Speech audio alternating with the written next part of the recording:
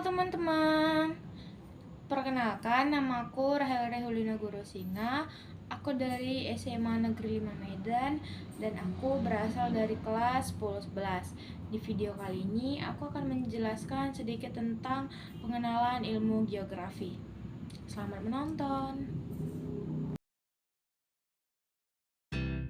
Kalian penasaran gak sih dari mana sih istilah geografi itu dan apa sih artinya? Jadi, istilah geografi berasal dari bahasa Yunani, yaitu geo dan graphein. Geo artinya bumi, dan graphein berarti lukisan, tulisan, atau deskripsi. Jadi, secara sederhana, geografi dapat didefinisikan sebagai ilmu yang menggambarkan atau mendeskripsikan bumi. Gambaran atau deskripsi tentang bumi dijelaskan dalam bentuk karakteristik wilayah, alam, dan sosial di permukaan bumi. Lalu, siapa saja sih tokoh yang mengenalkan istilah geografi ini? Jadi, tokoh yang pertama kali mengenalkan istilah geografi pada abad pertama adalah Eratosthenes. Menurutnya, geografi berasal dari kata geografika, yang artinya penulisan atau penggambaran mengenai bumi. Nah, yang kedua ada Claudius Ptolemaeus. Geografi menurut Claudius Ptolemaeus adalah suatu penyajian sebagian atau seluruh permukaan bumi bersama fenomena yang terkandung di dalamnya dalam bentuk peta. Nah, selanjutnya ada Immanuel Kant. Beliau berpendapat bahwa geografi adalah disiplin ilmu yang memiliki objek studi berupa benda-benda atau gejala-gejala yang tersebar dan berasosiasi dalam ruang. Menurut pendapat beliau, geografi tidak hanya mempelajari keadaan alam, tetapi juga dasar dari sejarah. Nah, yang keempat ada Bintaro. Menurut beliau, geografi adalah ilmu pengetahuan yang mencitrakan, menerangkan sifat-sifat bumi, serta mempelajari hubungan kausal gejala-gejala di permukaan bumi, baik yang bersifat fisik maupun yang menyangkut kehidupan makhluk hidup beserta permasalahannya melalui pendekatan keruangan, proses, dan keberhasilan pembangunan. Untuk tokoh yang kelima ada Imade Sandi. Beliau berpendapat geografi adalah ilmu pengetahuan yang berusaha menemukan dan memahami persamaan-persamaan dan perbedaan-perbedaan yang ada di dalam ruang muka bumi. Nah, untuk yang keenam itu ada Ikatan Geografi Indonesia atau IGI. Geografi adalah ilmu pengetahuan yang mempelajari persamaan dan perbedaan geosfer dengan menggunakan pendekatan kelingkungan dan kewilayahan dalam konteks keruangan. Nah, untuk yang selanjutnya yang akan kita bahas adalah objek studi geografi. Objek studi geografi dibagi menjadi dua. Yang pertama ada objek material. Objek material geografi adalah sebagai berikut. Yang pertama ada atmosfer. Atmosfer adalah lapisan udara. Lingkup atmosfer termasuk unsur-unsur iklim dan cuaca, seperti hujan, awan, angin, kelembapan, dan suhu. Nah, yang kedua ada litosfer. Litosfer adalah lapisan batuan yang membentuk bentangan alam, seperti pegunungan, plato, dataran rendah, dan lapisan tanah. Yang ketiga ada hidrosfer. Hidrosfer adalah lapisan air, seperti sungai, laut, danau, dan air tanah. Nah, yang keempat ada biosfer. Biosfer adalah lapisan kehidupan yang meliputi kehidupan flora dan fauna. Kemudian ada antroposfer. Antroposfer adalah lapisan manusia dan kehidupan manusia, termasuk jumlah penduduk, sistem sosial, ekonomi, politik, budaya, dan teknologi. Nah, yang akan kita bahas berikutnya adalah objek formal. Menurut Peter Haggett, terdapat 3 pendekatan atau cara pandang dalam ilmu pengetahuan geografi, yakni pendekatan keruangan, pendekatan kelingkungan, dan pendekatan kompleks wilayah. Objek formal inilah yang membedakan geografi dengan bidang ilmu lainnya. Sebagai contoh, objek material batuan sedimen dikaji dalam ilmu geologi dan geografi. Kajian geologi menjelaskan tentang proses terjadinya batuan sedimen, struktur, dan komposisinya. Adapun kajian geografi menjelaskan tentang persebaran batuan sedimen dengan sudut pandang keruangan. Nah, yang berikutnya akan kita bahas adalah aspek geografi. Keterkaitan geografi dengan ilmu lainnya dapat dibedakan berdasarkan aspek-aspek geografi. Aspek-aspek geografi terdiri atas dua kelompok, yaitu aspek yang berkaitan dengan lingkungan fisik. Aspek fisik geografi meliputi aspek kimiawi, biologis, astronomis, dan semua fenomena alam yang dapat langsung diamati, serta aspek topologi, aspek abiotik, dan aspek biotik. Dan yang kedua adalah aspek yang berkaitan dengan lingkungan non-fisik, yaitu aspek sosial. Aspek sosial geografi meliputi kebudayaan, ekonomi, dan aspek kependudukan. Pada aspek sosial, manusia berperan sebagai fokus utama dari kajian geografi dengan memperhatikan pola penyebaran manusia dalam ruang dan kaitan perilaku manusia dengan lingkungannya. Pertama, kita akan membahas aspek kebudayaan. Aspek kebudayaan adalah aspek yang berkaitan dengan tradisi, adat istiadat, komunitas, kelompok masyarakat, dan lembaga-lembaga sosial. Yang kedua adalah aspek ekonomi. Aspek ekonomi mempelajari studi lokasi, distribusi, dan susunan ruang pada aktivitas-aktivitas ekonomi manusia. Pasar tradisional merupakan salah satu contoh aspek ekonomi yang sangat bergantung pada kondisi ruang atau spasial dari satu wilayah. Nah, kemudian ada aspek penduduk. Aspek penduduk mempelajari fenomena penduduk seperti persebaran penduduk, kualitas penduduk, migrasi, dan mobilitas penduduk. Aspek penduduk dalam geografi dipelajari dalam cabang ilmu geografi kependudukan. Nah, yang selanjutnya akan kita bahas adalah ruang lingkup geografi. Dalam buku The Scope of Geography tahun 2015, Rhodes Murphy mengatakan terdapat 3 ruang lingkup geografi, yaitu sebagai berikut. Yang pertama, ada persebaran dan keterbatasan penduduk di muka bumi dengan sejumlah aspek keruangan serta pemanfaatannya. Nah, yang kedua, ada interaksi manusia dan lingkungan fisik sebagai salah satu bagian dari keragaman wilayah. Kemudian yang ketiga ada kajian terhadap kerangka regional dan analisis wilayah. Ruang lingkup bahasan geografi adalah sebagai berikut. Yang pertama ada geografi fisik. Pada geografi fisik mempelajari fenomena-fenomena alam yang berkaitan dengan pola, relief, iklim, dan segala proses fisik yang terjadi di darat, laut, dan udara yang memengaruhi kehidupan manusia. Contohnya, siklus air yang berawal dari penguapan air di laut, kemudian berakhir dengan terjadinya hujan di daratan.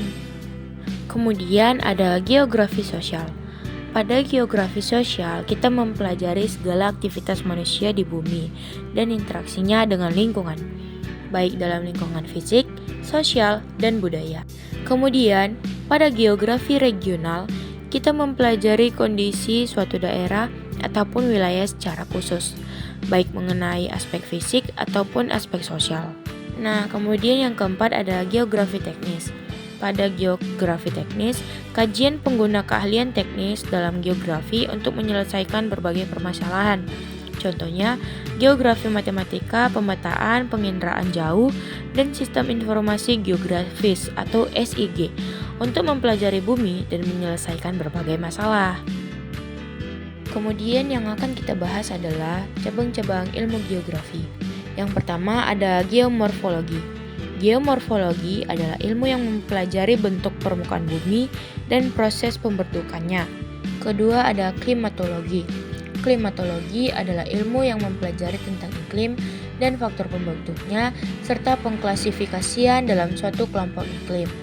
Yang ketiga ada biogeografi. Biogeografi adalah ilmu yang mempelajari persebaran hewan dan tumbuhan serta hubungannya antara makhluk hidup. Yang keempat ada geografi tanah. Geografi tanah adalah ilmu yang mempelajari sifat, karakteristik tanah, dan persebarannya di atas permukaan bumi, serta pemanfaatan tanah untuk kehidupan. Yang kelima adalah geografi kependudukan. Geografi kependudukan adalah ilmu yang mempelajari tentang segala aspek ruangan yang berkaitan dengan manusia, seperti di suatu wilayah, seperti persebaran, seks rasio, dan kepadatan penduduk. Nah, kemudian yang keenam ada kartografi. Kartografi adalah ilmu yang mempelajari tentang proses pemetaan. Kemudian yang ketujuh adalah penginderaan jauh. Penginderaan jauh adalah ilmu untuk memperoleh informasi tentang suatu objek dengan suatu alat tanpa kontak langsung dengan objek tersebut. Nah, kemudian yang akan kita bahas adalah pendekatan geografi. Erwin Tarto dan Surastopo Hadi Sumarno dalam metode analisa geografi mengemukakan 3 pendekatan geografi yang sering digunakan, yaitu sebagai berikut. Yang pertama, pendekatan analisis keruangan. Pendekatan analisis keruangan adalah analisis atau cara pandang yang menekankan ruang sebagai kajiannya. Berikut adalah jenis-jenisnya. Yang pertama adalah analisis pola keruangan. Analisis ini berfokus pada pola-pola, bentuk, dan persebaran fenomena di permukaan bumi. Yang kedua ada analisis struktur keruangan. Analisis ini menekankan susunan unsur pembentuk ruang. Unsur pembentuk ruang diantaranya manusia, alam, dan teknologi. Yang ketiga adalah analisis interaksi keruangan. Analisis ini menekankan pada keterkaitan elemen atau unsur lingkungan secara intra ataupun intraelemen, baik secara individu maupun antar wilayah untuk dapat menjalin komunikasi wilayah. Yang keempat adalah analisis proses keruangan. Analisis ini menitik beratkan proses keruangan. Umumnya proses tersebut diwujudkan pada perubahan ruang dari waktu ke waktu sesuai dimensi kewaktuannya. Contohnya, perubahan bentuk fisik sungai yang mengalami peningkatan fungsi dan kualitas. Nah, mari kita bahas pendekatan yang kedua, pendekatan analisis ekologi. Pendekatan kelingkungan atau ekologi adalah cara penyelidikan suatu fenomena geosfer yang berada di suatu tempat atau wilayah tertentu dengan menerapkan konsep ekosistem. Pendekatan ini menekankan keterkaitan antara fenomena geosfer tertentu dan variabel lingkungan yang ada. Kemudian yang ketiga adalah pendekatan analisis kompleks wilayah. Perpaduan antara pendekatan keruangan dan pendekatan kelingkungan disebut pendekatan kompleks wilayah. Kajian ini bersifat horizontal dalam artian keruangan, bersifat vertikal dalam artian kelingkungan. Hubungan fungsional antar unit wilayah terjadi karena adanya perbedaan-perbedaan antara wilayah yang satu dan wilayah yang lain, sehingga tercipta suatu wilayah sistem yang kompleks sifatnya, serta pengkajiannya membutuhkan pendekatan yang kompleks. Yang kemudian akan dibahas adalah konsep geografi. Menurut Nursyid Sumaat-Madja, konsep geografi adalah pola abstrak yang berkaitan dengan gejala-gejala nyata tentang geografi. Ikatan Geografi Indonesia atau IGI merumuskan 10 konsep geografi yaitu sebagai berikut. Yang pertama ada konsep lokasi. Konsep lokasi mengacu pada kedudukan suatu objek di permukaan bumi. Konsep ini adalah konsep utama dalam menjawab pertanyaan di mana.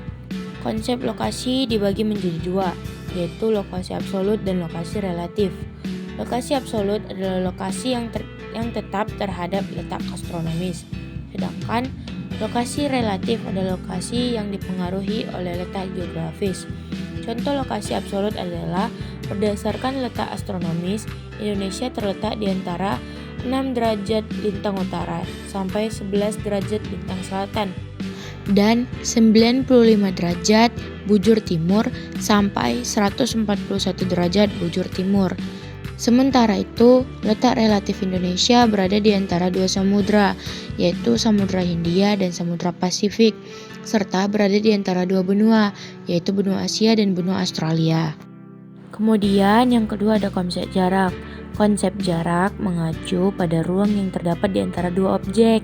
Konsep jarak dapat dibedakan menjadi 2, yaitu jarak absolut dan jarak relatif. Jarak absolut adalah jarak yang diukur dalam satuan panjang, misalnya kilometer. Sedangkan jarak relatif adalah jarak yang dinyatakan dalam satuan waktu. Contoh jarak absolut adalah jarak dari rumah ke sekolah adalah 2 km. Sedangkan contoh jarak relatif adalah jarak dari rumah ke sekolah jika ditempuh dengan berjalan kaki sekitar 10 menit. Kemudian yang ketiga ada konsep keterjangkauan. Konsep keterjangkauan mengacu pada kemudahan untuk mencapai suatu objek yang dipengaruhi oleh kondisi geografis suatu wilayah. Kemudian konsep yang keempat ada konsep pola. Konsep ini mengacu pada susunan atau penyebaran fenomena pada ruang muka bumi. Contohnya, pemukiman penduduk di sepanjang Sungai Musi di Sumatera berbentuk memanjang mengikuti aliran sungai. Kemudian yang kelima ada konsep morfologi.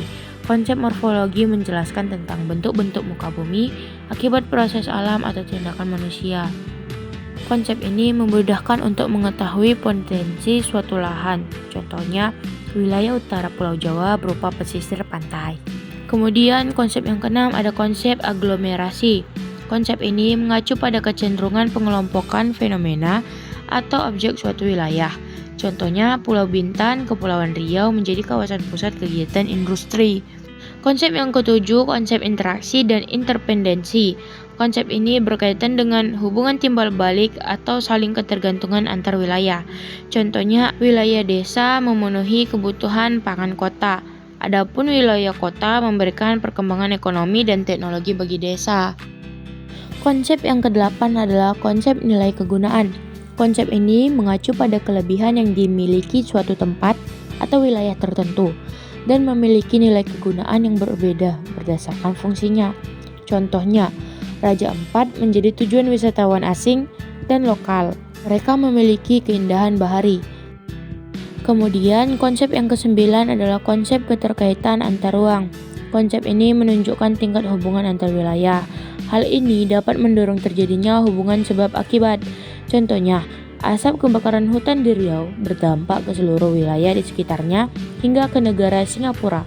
Konsep geografi yang ke-10 adalah konsep diferensiasi area. Konsep geografi ini mengacu pada keunikan atau karakteristik yang khas dari suatu wilayah. Contohnya, penduduk di daerah pantai umumnya berprofesi sebagai nelayan. Nah, di yang terakhir ini kita akan membahas tentang prinsip geografi. Dalam ilmu geografi dikenal 4 prinsip utama yang digunakan sebagai dasar untuk menjelaskan fenomena fisik maupun sosial dengan memahami karakteristik dan keterkaitan fenomena tersebut dengan permasalahan lainnya.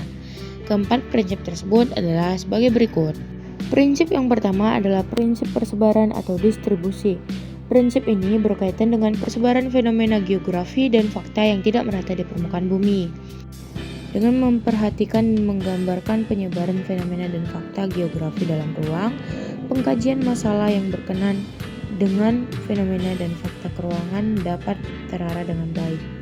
Oleh karena itu, hubungan antara gejala yang satu dan yang lainnya dapat terungkap. Contohnya, kasus pandemi COVID-19 yang melanda hampir di seluruh dunia, termasuk Indonesia, sejak awal tahun 2020. Untuk melihat persebaran wilayah dengan kasus pandemi tertinggi di Provinsi Jawa Timur, pemerintah daerah membuat peta wilayah persebarannya. Nah, prinsip yang kedua adalah prinsip interrelasi. Prinsip ini berkaitan dengan hubungan timbal balik atau keterkaitan antara fenomena yang satu dengan fenomena yang lain. Prinsip interrelasi dapat terjadi antara alam dan manusia, manusia dan manusia, maupun alam dengan manusia. Setelah pola persebaran fakta dan fenomena geografi dalam ruang terlihat, hubungan antara faktor fisik dan faktor manusia dapat terungkap. Berdasarkan hubungan tersebut, pengungkapan karakteristik gejala atau fakta geografi mengenai tempat atau wilayah tertentu dapat dilakukan dengan jelas. Contohnya, peristiwa tsunami Aceh tahun 2004 disebabkan pergeseran lempeng yang mengakibatkan gempa tektonik di dasar laut. Kemudian prinsip yang ketiga adalah prinsip deskripsi. Prinsip deskripsi adalah penjelasan lebih jauh serta mendetail mengenai gejala-gejala geosfer yang diselidiki atau dipelajari melalui penggambaran bentuk keterkaitan antara alam dan manusia dalam bentuk peta, kalimat, diagram, dan grafik. Contohnya, Gunung Semeru adalah salah satu dari 120 lebih gunung berapi aktif di Indonesia. Gunung Semeru rentan terhadap pergolakan seismik karena lokasinya di cincin api Pasifik yang merupakan busur gunung berapi dan garis patahan yang mengelilingi cekungan Pasifik. Gunung ini terbentuk akibat subduksi lempeng Indo-Australia ke bawah lempeng Eurasia Letusan Gunung Semeru pada akhir tahun 2021 mengakibatkan 51 orang meninggal, 169 orang terluka, dan 22 orang dinyatakan hilang. Prinsip yang keempat adalah prinsip korologi. Prinsip ini adalah perpaduan dari ketiga prinsip sebelumnya, yaitu persebaran, interrelasi, dan interaksi, serta deskripsinya dalam ruang. Setiap wilayah memiliki ciri khas pada kesatuan gejala, bentuk, dan fungsi akibat kondisi wilayahnya yang berbeda-beda. Prinsip korologi merupakan prinsip yang komprehensif karena memadukan prinsip-prinsip sebelumnya. Prinsip korologi bertujuan menelaah fakta, gejala, maupun permasalahan yang terjadi di suatu ruang. Semuanya ditinjau dari segi persebarannya, interrelasinya, interaksinya, dan integrasinya dalam ruang tertentu. Contohnya, fenomena gunung meletus di Indonesia. Wilayah Indonesia termasuk wilayah yang berisiko tinggi mengalami gunung meletus karena gunung api aktif terbesar hampir di seluruh wilayah di Indonesia. Oke, segitu aja video penjelasan dari aku. Terima kasih sudah mengklik video ini. Bye-bye, sampai jumpa di video selanjutnya.